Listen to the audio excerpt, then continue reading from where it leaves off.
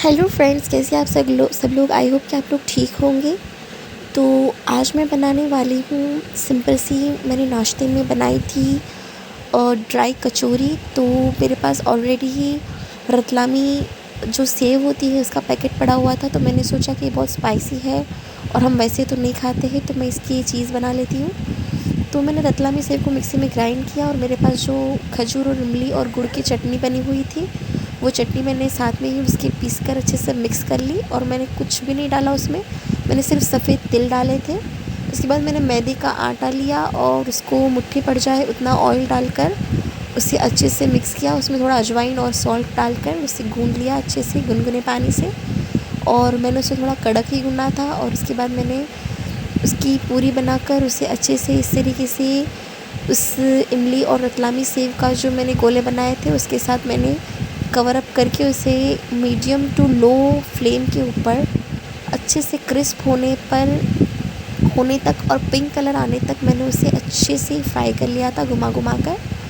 और याद रखिए, हमें इसे बहुत ही स्लो और मीडियम स्लो आंच पर ही इसे फ्राई करना है, नहीं तो वो अंदर से सॉफ्ट रह जाएगी। और अगर आपको इसे क्रिस्प करना है तो आपको इस तरीके से मीडियम टू स्लो आंच पर ही उसे फ्राई करना होगा। तो ये बहुत ही परफेक्ट, बिल्कुल बाज़ार की टेस्ट की बनी थी और बहुत ज़्यादा अच्छी लगी थी।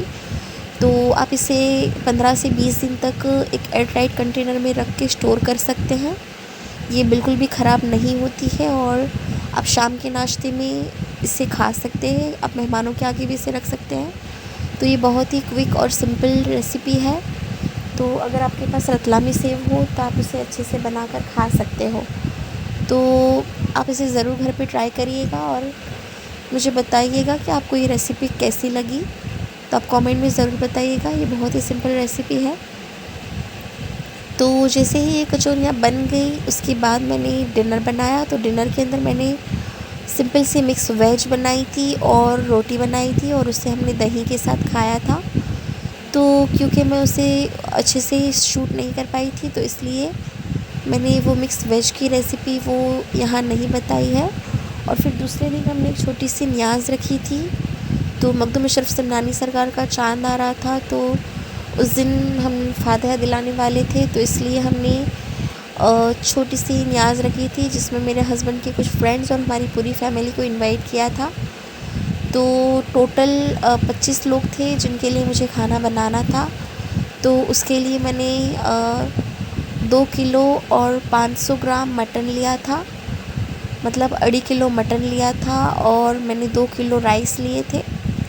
तो उसके बाद मैंने बड़े से पतीले के अंदर ऑयल डालकर उसके अंदर ढेर सारा पानी डाला और उसके बाद मैंने उसके अंदर सारे ही गरम मसाले, जिसमें तेज़पत्ता, जीरा, लौंग, मरी और सारे ही गरम मसाले और थोड़ी सी जिंजर गार्लिक की पेस्ट डालकर पानी उबलने के लिए रख दिया। चावल मैंने पहले ही भिगो कर रख दिए थे, बासमती राइस, कोई भी आप अच्छे से बासमती राइस ले सकते हो। और मैंने पोटैटोज़ को भी अच्छे से छिलकर काट कर उबलते पानी में डाल दिया था ताकि वो थोड़े गल जाएँ। तो इस तरीके से जैसे ही पानी उबल गया तो मैंने भीगे हुए राइस जो मैंने 1 घंटे पहले भिगा कर रखे थे, याद रखिए राइस को भिगोना बहुत ज़्यादा ज़रूरी है, तो आपको आधे घंटे तो कम से कम राइस को भिगाना ही है। उसके बाद मैंने सारे राइस धीरे धीरे ऐड करके उसे 80% कुक कर लिया था। उसके बाद मैंने उसी पतीले में से राइस को निकाल कर छन्नी में छान कर ठंडा पानी डाल कर रख दिया था साइड पे। फिर मैंने वही सारे गरम मसाले फिर से यूज़ किए ऑयल के अंदर।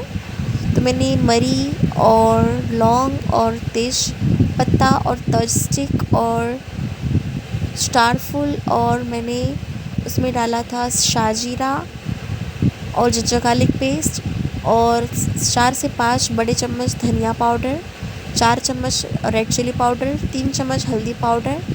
और मैंने जो पेस्ट बना कर रखी थी जिसके अंदर मैंने बेरेस्ता और टमाटर और हरी मिर्चियाँ और धनिया और पुदीने के पत्ते, 1 कप गार्लिक क्लोव्स और 1 कप जिंजर कटा हुआ डालकर पीस कर रखा था मैंने पहले ही। तो वो ग्रेवी है वो मैंने स्टेज पे यहाँ पर डाल दी और उसे भुनना शुरू कर दिया। जब उसका सारा पानी गल गया, भुन गया, उसके बाद मैंने मटन बॉईल करके रखा था उसके अंदर मैंने सिर्फ सॉल्ट और जिंजर गार्लिक पेस्ट और थोड़ा सा ऑयल डालकर उसे स्टीम किया था।